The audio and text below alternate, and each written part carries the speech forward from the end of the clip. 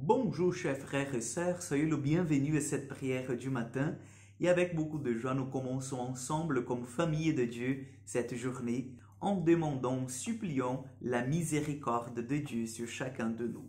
Au nom du Père, du Fils et du Saint-Esprit, Amen. Je vous salue Marie, pleine de grâce, le Seigneur est avec vous. Vous êtes bénie entre toutes les femmes, et Jésus, le fruit de vos entrailles, est béni. Sainte Marie, Mère de Dieu, priez pour nous pauvres pécheurs, maintenant et à l'heure de notre mort. Amen. Notre-Dame d'Apparecida, priez pour nous. Nous continuons encore la méditation de l'évangile de Luc, chapitre 12, versets 49 à 53. En ce temps-là, Jésus disait à ses disciples, « Je suis venu apporter un feu sur la terre, et comme je voudrais qu'il soit déjà allumé. Je dois recevoir un baptême, et quelle angoisse est la mienne jusqu'à ce qu'il soit accompli. Pensez-vous que je sois venu mettre la paix sur la terre? Non, je vous le dis, mais bien plutôt la division. Car désormais, 5 personnes de la même famille seront divisées. 3 contre 2 et 2 contre 3. Ils se diviseront. Le père contre le fils contre le père, la mère contre la fille et la fille contre la mère, la belle-mère contre la belle-fille et la belle-fille contre la belle-mère. Acclamons la parole de Dieu. Oui, je pense que vous êtes un peu étonnés de cet évangile parce que nous, quand nous parlons de Jésus, nous pensons toujours à l'amour, nous pensons toujours à la paix, nous pensons à la joie, à la communion fraternelle.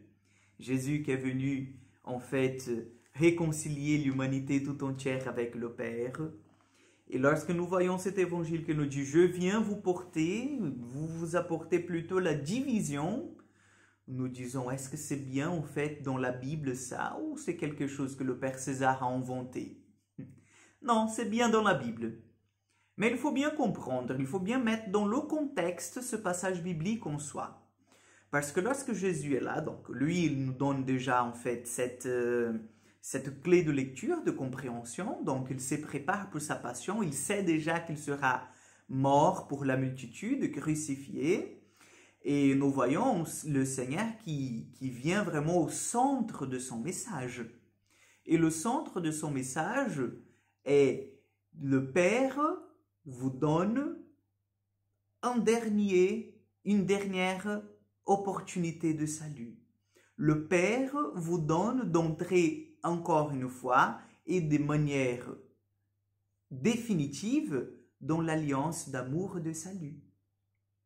Et cette alliance, c'est mon baptême. Et cette alliance, c'est la mort et la passion. En fait, c'est ma mort et ma passion qui se donnent pour nous, les disciples du Christ, dans le baptême. Parce que dans le baptême, nous sommes morts avec Jésus et ressuscités avec Jésus. Morts à ce monde, ressuscités pour le ciel. Donc la clé de lecture première, elle est justement celle-là. Le fils sera contre son père et le père contre son fils si les deux, en fait, si un prend la décision de suivre le Christ, l'autre non. Si la belle-mère prend la décision de suivre le Christ, la belle-fille non, ils seront divisés. Parce que, chers frères et sœurs, suivre le Christ, le salut de son âme, c'est un acte personnel. Moi, je dois vouloir, en fait, je dois accepter le Christ de façon libre,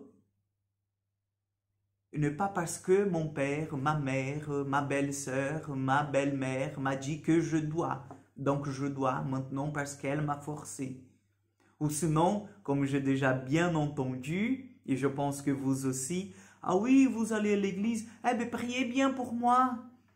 Et pourquoi est-ce que vous ne venez pas? Ah ben parce que j'ai beaucoup de choses à faire. Et en fait, on n'a rien à faire le dimanche matin, normalement. Mais on se met beaucoup de choses, on dit qu'on a notre agenda plein et on ne peut pas venir à la messe. Et on demande aux autres de prier pour nous. Donc non, nous devons avoir en fait de manière personnelle cette conviction que le Seigneur, il est notre sauveur. Une fois qu'on n'a pas en fait accepté le Christ de tout notre cœur, bien sûr qu'il y aura la division, où d'un côté il y aura les brebis, d'autre côté il y aura les boucs. Et ça c'est sûr, chers frères et sœurs, parce que nous voyons, c'est l'évangile. Donc la division que le Seigneur nous apporte, ce n'est pas une division à la manière du péché qui nous met un contre l'autre, mais c'est une division en fait qui nous montre que si nous embrassons vraiment la croix du Christ, nous sommes avec lui. Si nous ne l'embrassons pas, nous ne sommes pas avec lui. C'est simple, c'est une division en fait du salut. C'est pour cela que je vous invite aujourd'hui. Nous avons bien entendu parler du salut pendant ces jours qui ont antécédé la prière d'aujourd'hui. Donc demandons au Seigneur qu'il nous aide, qu'il nous accompagne et qu'il nous donne toujours la grâce de le choisir, de l'accueillir chez nous. Le Seigneur soit avec vous. Que Dieu Tout-Puissant vous bénisse et vous garde, le Père, le Fils et le Saint-Esprit. Amen. Bonne journée à vous et à demain pour encore une prière du matin.